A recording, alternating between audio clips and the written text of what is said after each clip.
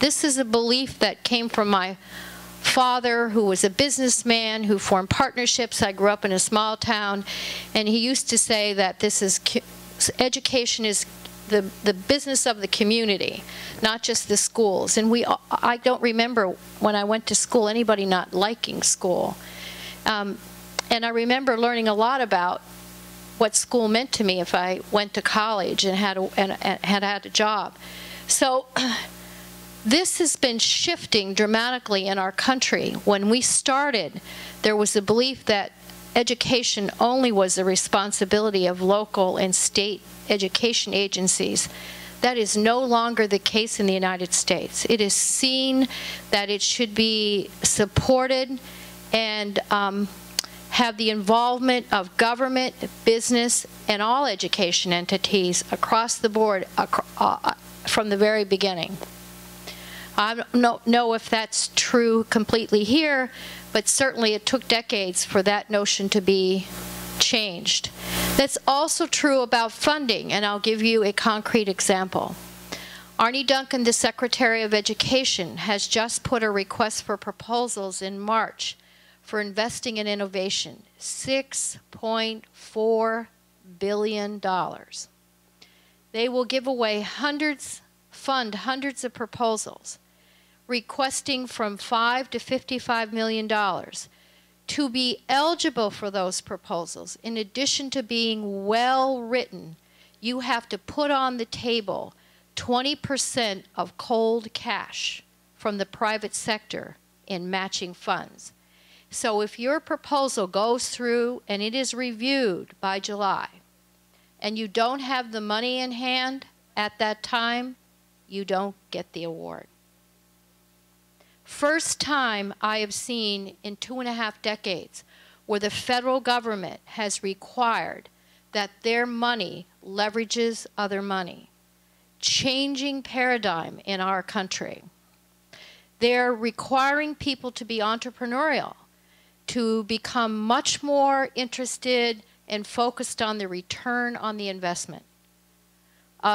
I can tell you this personally. If I'd have been funded by the federal government, I don't think I would be here today, because this is hard work, but my being forced and required to continually raise money makes me think all the time that if you're writing me a check, I have a responsibility to let you know what you got for your money.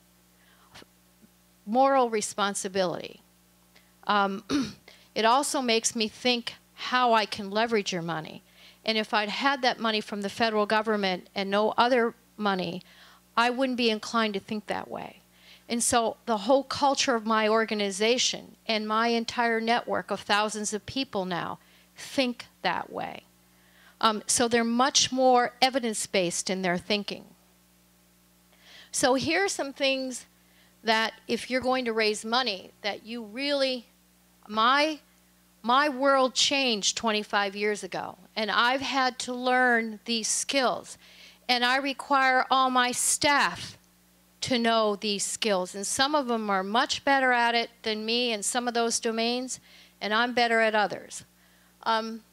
You certainly can't work for me if you don't know about strategic planning and SMART goals. We put together a business plan every year that has strategic, measurable, time-bound goals that the institution holds me accountable for. So I can tell you my performance plan, I am measured not only on what goals I accomplish in the country, but how much money I raise and what evidence I provide that I'm making a difference. And I hold my staff accountable for that and the network. So it's kind of a new way of looking at life, but the life that I currently live, and it's a kind of a good business practice I have found. We have learned that if you go to a new state or a new region, you start small and you develop a robust proof of concept that has evidence over time.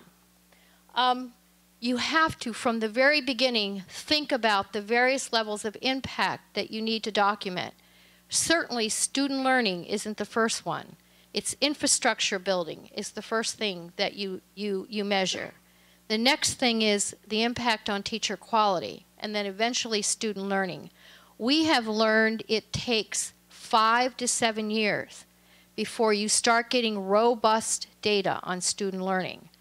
No investor can you say to, you got to wait for 7 years. You have to be able to make the case of the various forms of evidence that you're moving towards in order to have them invest in you for a long period of time. You also have to begin to develop outstanding communication skills about how to make a case. And I know I work on that. I've got people on my staff that I think are much better than I, but both written and verbal. You have to be able to develop great relationships with people who are in your network but who are your sponsors. And I tell my staff it's like dating.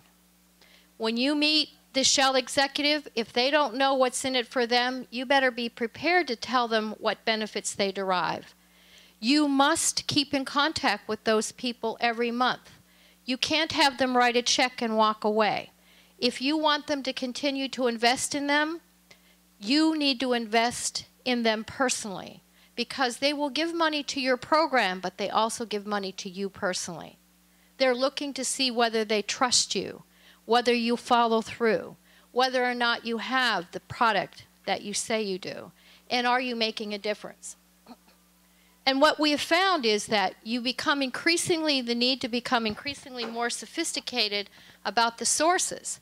So we have to have expertise in how to write government grants, how to write private grants, how to make gifts and gift agreements, how to organize and get money free for service. We have now 8 different sources of funding. We went, when I became director 10 years ago, from having 80% of our budget from government funding, which is a very dangerous position to be in, very dangerous.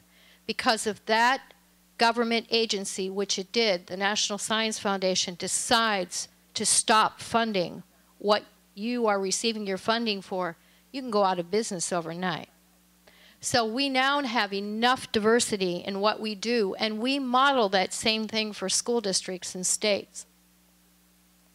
So if you're going to raise money, these are the things that are just absolutely imperative.